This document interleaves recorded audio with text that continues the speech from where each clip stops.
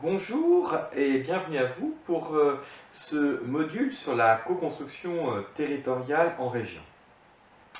D'abord, peut-être rappeler que l'Observatoire des partenariats propose aujourd'hui des données qui permettent de croiser à la fois tout domaine, tout acteur et tout territoire pour mieux comprendre les transformations systémiques à l'œuvre au travers des dynamiques de co-construction entre les acteurs. Créé en 2008 par la Caisse des dépôts et le Rameau en partenariat avec le MEDEF et le mouvement associatif, l'objectif a été dès le départ de comprendre quel était le mouvement de co-construction qui allait se mettre en place en France, associant collectivités territoriales, associations, entreprises, services de l'État, et de voir finalement par le regard des acteurs eux-mêmes quelles étaient l'évolution qu'ils en attendaient et puis quelles étaient les pratiques. Ce qui nous permet d'interroger les Français, les élus, les dirigeants d'entreprises, les dirigeants d'associations et de fondations pour pouvoir finalement voir comment concrètement dans l'action cette dynamique de co-construction peut répondre aux fragilités collectives. Il est important de bien noter cette notion de fragilité qui progressivement, au fur et à mesure des études, s'est ancrée dans le travail de l'Observatoire. La fragilité, elle est nécessairement évolutive dans le temps et très liée à un territoire donné. D'où l'importance d'avoir des données qui ne sont pas seulement nationales, mais aussi qui peuvent être déclinées au niveau de région, voire infrarégionales, et mises en comparaison avec des données internationales. Les rapports impact région ont pour utilité de pouvoir présenter de façon simple et systémique quel est le profil de la région, quelles sont les fragilités prioritaires de la région, à la fois objectives, par des données statistiques de l'INSEE, du CGET, de la NCT, mais aussi par rapport à la vision que les citoyens, les entreprises, les élus, les associations de la région perçoivent les fragilités locales. Et le dernier point, c'est de comprendre les dynamiques du jouet collectif local pour répondre à ces fragilités, avec à la fois pour objectif de réduire les fragilités et d'inventer de nouveaux moteurs de croissance et d'emploi. Voilà quel est le sens des 13 rapports impact région que vous pouvez retrouver dans l'Observatoire des partenariats. Mais sans plus attendre, découvrons les chiffres de notre région. Merci Charles Benoît, bonjour à tous. Quel est le profil de la région Bretagne? Rappelons tout d'abord les données de référence de cette région. Elle représente 5% de la population française, plus de 5% de la superficie de notre pays et 3% des communes en France. Elle correspond à 4% du PIB français et 5% des entreprises comme des associations en France. C'est une région peu peuplée, avec une part importante de retraités, et c'est une région qui a connu une évolution du PIB significative. Pour une vision plus détaillée de ces données de profil de la Bretagne, je vous invite à regarder la fiche repère Jouet collectif en Bretagne.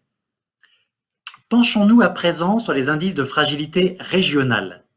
Nous avons 16 domaines sur lesquels nous avons retenu un indicateur clé. Ce sont ces indicateurs qui permettent de situer la région Bretagne par rapport aux autres régions de France métropolitaine. Qu'est-ce qu'on constate? Les indices de fragilité sont plus importants en Bretagne dans 6 domaines: le vieillissement, la mobilité, le handicap, la santé, la culture et le pouvoir d'achat. Ces données nous apportent une vision objective. Et quelle est la perception des habitants? Comment a-t-elle évolué dans le temps? Nous avons fait 2 grandes enquêtes, en 2015 et en 2019, avant la crise de la Covid. Nous avons questionné les Bretons sur leur vision des fragilités de leur territoire. Partageons un premier constat des habitants de la région. Selon eux, la situation s'était améliorée entre 2015 et 2019. et le pouvoir d'achat et l'emploi étaient les premières fragilités perçues juste avant la transition énergétique et la santé. Comment s'articulent les données du territoire et leur perception par les habitants? En Bretagne, on constate un parallèle entre la réalité factuelle et la réalité perçue dans les principaux domaines de fragilité. En croisant ces deux éléments, vous pouvez avoir des écarts importants entre cette réalité objective de la région et sa perception par les habitants, les associations et les entreprises. C'est tout l'intérêt de cette étude. Vous pouvez, bien entendu, consulter l'étude complète si vous souhaitez davantage d'informations. Pour aller plus loin, regardons maintenant la capacité des acteurs à agir ensemble pour réduire ces fragilités et inventer ensemble de nouveaux moteurs de croissance et d'emploi. En France, nous constatons aujourd'hui une vraie convergence sur cette volonté d'agir ensemble et cette urgence d'agir ensemble. D'abord, 81% des citoyens, en plein cœur de la crise, ont affirmé l'importance que collectivités, associations et entreprises travaillent ensemble pour réduire ces fragilités. Le deuxième élément, c'est l'étude Impact élus locaux, publiée en novembre 2020. Selon elle, 92% des maires reconnaissent l'utilité de cette dynamique de co-construction pour répondre aux défis locaux. Et puis, troisième bonne nouvelle qui montre cette vision convergente des acteurs. 84% des chefs d'entreprise désirent mettre en place des alliances. À court terme, pour faire face à la crise, et à moyen terme, pour répondre à nos défis communs. Nous sommes donc bien à un moment donné où trois grands acteurs, les citoyens, les entreprises et les acteurs publics, partagent cette même envie de jouer collectif. Quelle est la vision des maires en Bretagne? 88% nous disent « Oui, il existe des dynamiques de co-construction au sein de mon territoire ». Et parmi eux, plus d'un maire sur deux considère que ces dynamiques sont en émergence. Vous souhaitez mieux comprendre les positions des maires? Dans ce cas, je vous invite à consulter l'étude complète Impact élus locaux. Elle est riche d'enseignements, notamment sur la différence de point de vue selon la taille des communes. Après les maires, observons à présent l'implication des entreprises en Bretagne. 23% des entreprises de Bretagne se sont engagées dans des dynamiques d'alliance qui permettent de concilier à la fois développement économique et réponse à des enjeux d'intérêt général. Cet engagement partenarial des entreprises est moins marqué en Bretagne. Il est activé autour de spécificités territoriales fortes. Regardons ensuite avec qui les entreprises de Bretagne font-elles alliance. D'abord, 52% des entreprises bretonnes développent des partenariats avec les collectivités locales et territoriales bien avant les écoles et les universités, à 39%. Puis 32% des entreprises développent des partenariats auprès de clubs d'entreprises avant les structures d'insertion par l'activité économique et les associations. La dynamique partenariale en Bretagne accorde une place importante aux collectivités locales et territoriales. Penchons-nous sur la nature de partenariats développés entre les acteurs économiques, que sont les entreprises, et leur territoire. Premier élément, 64% des entreprises au niveau national recourent aux pratiques responsables, notamment les achats responsables avec des structures d'insertion et des structures qui emploient des salariés en situation de handicap. Le sponsoring fait aussi partie de cette catégorie de pratiques responsables. Ces pratiques responsables, elles s'appuient sur le savoir-faire des acteurs de l'intérêt général, dans des domaines comme l'environnement, l'insertion ou le handicap, pour améliorer les pratiques de l'entreprise et développer la responsabilité sociétale des entreprises, la RSE.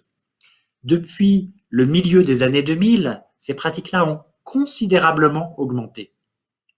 En 2020, lors de notre étude, il est apparu une augmentation très significative du mécénat. Là où on était plutôt avant à 35%, on est monté à 50% l'année dernière, avec une double dynamique. La territorialisation de ce mécénat, d'une part, et puis l'implication en mécénat de compétences des personnes au-delà d'une contribution financière ou en nature des entreprises sur ces projets d'intérêt général, pour répondre, par exemple, à des urgences. En 2020, des entreprises se sont ainsi mobilisées collectivement au sujet de l'éducation pour équiper des jeunes en matériel informatique. La troisième catégorie de partenariat pour les entreprises, c'est la coopération économique. Il s'agit d'aller plus loin pour associer des offres faites par les structures d'intérêt général ou d'insertion par l'activité économique avec les entreprises. Finalement, comment on répond ensemble à un besoin. Par exemple, en Alsace, les cafés Satie et les jardins de la Montagne Verte ont associé leurs compétences pour transformer et valoriser des déchets, les exodermes de café, en engrais agricoles. Et puis, la dernière catégorie de partenariat, ce sont les innovations sociétales. C'est une catégorie en plein essor depuis le milieu des années 2000. C'est vraiment là où s'invente ensemble ce qu'aucun des deux acteurs ne pouvait prévoir ou développer auparavant. Ces deux dernières catégories de partenariat de co-construction, coopération économique et innovation sociétale se développent. L'alliance dynamique du groupe La Poste, depuis sa création en 2014, a activement contribué au développement de ces deux catégories de partenariat. Il existe ainsi 4 modalités complémentaires de partenariat entre une entreprise et un acteur d'intérêt général pour répondre à des défis locaux. Alors, quels partenariats sont mis en œuvre par les entreprises en Bretagne? Pour 34% des entreprises de la région, l'innovation sociétale est la forme la plus utilisée de partenariat, avant les pratiques responsables pour 30% d'entre elles, puis le mécénat et la coopération économique. Bien sûr, les pratiques plus locales, au niveau de Brest, de Vitré, de Pontivy ou de Saint-Brieuc, par exemple, ne sont bien souvent pas les mêmes. Et c'est intéressant de rentrer ensuite dans les spécificités locales. En Bretagne, les entreprises privilégient les partenariats d'innovation sociétale. Alors, comment le jouet collectif se structure en territoire? Qui peut jouer un rôle pour favoriser ces dynamiques collectives? Depuis une décennie, on a vu émerger 4 démarches d'ingénierie relationnelle pour répondre à ce besoin de jouet collectif entre organisations d'univers différents. Tout d'abord, le dialogue territorial développe l'interconnaissance et met autour de la table associations, entreprises et collectivités pour inventer des solutions ensemble. Ensuite, viennent les expérimentations collectives. Comment peut-on répondre ensemble pour faire émerger des réponses innovantes? Apprendre à faire alliance n'est pas une évidence. Aussi, l'accompagnement des acteurs, publics ou privés, est-il structurant? D'ailleurs, depuis 2008, les travaux du Rameau, avec nos amis d'Alsace Active, ont commencé par cette question. Comment accompagner les collectivités, les associations et les entreprises? C'est à l'origine de la création du laboratoire des partenariats en Alsace, développé ensuite dans d'autres régions. Enfin, le quatrième dispositif, c'est la gestion de lieux, de tiers-lieux. Ce sont des lieux de rencontre, un peu des lieux neutres finalement, où chacun peut se rencontrer pour construire ensemble l'avenir de son territoire. Alors, si on focalise sur qui anime? Aujourd'hui, en France, il y a un réseau de plus de 350 catalyseurs territoriaux. Le réseau des pionniers des alliances en territoire qui incarne cette dynamique en émergence. Les catalyseurs territoriaux proviennent d'une diversité d'organisations. Nous retrouvons des acteurs publics des collectivités comme des associations ou des entreprises. Je parlais tout à l'heure d'Alsace Active, dans le milieu de l'accompagnement des acteurs associatifs, de l'insertion par l'activité économique et de l'ESS en général. Cette dynamique est aussi présente parmi les acteurs académiques comme le Catalyseur de Toulouse, qui a développé cette logique de créer le lien entre les différents acteurs. C'est un élément intéressant et structurant, cette diversité des profils des catalyseurs territoriaux. Citons pour exemple quelques démarches de pionniers de votre région. Le Printemps de l'entreprise du Pays de Vannes, initié par un club d'entreprise, anime sur l'année un dialogue multi-acteurs dans une démarche de territoire apprenant. L'espace associatif de Quimper-Cornouailles accompagne des associations locales avec une diversité d'actions. La Cresse Bretagne accompagne les acteurs de l'ESS avec son réseau de pôles territoriaux. Et dans les régions limitrophes, citons deux démarches intéressantes. Le pôle mécénat Pays de la Loire rend attractive la région en mobilisant les acteurs économiques autour de projets de territoire.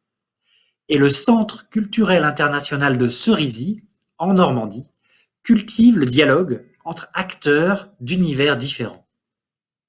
Aujourd'hui, cette logique de l'animation du jouet collectif provient bien d'un réseau de catalyseurs en plein développement.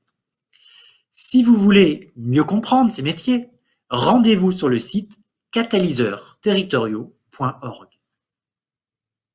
Alors, pour conclure, juste vous rappeler que vous pouvez, en complément de cette présentation, aller plus loin avec tous les outils qui sont mis à votre disposition. L'Observatoire des partenariats vous donne accès à des données variées, des études, une base de connaissances de plus de 500 cas inspirants, tout domaine, tout acteur, tout territoire, pour mieux appréhender la réalité des partenariats par une diversité d'exemples. Vous pouvez aussi consulter des publications, comme les guides publiés avec le MEDEF. Citons Construire ensemble et l'engagement territorial des entreprises.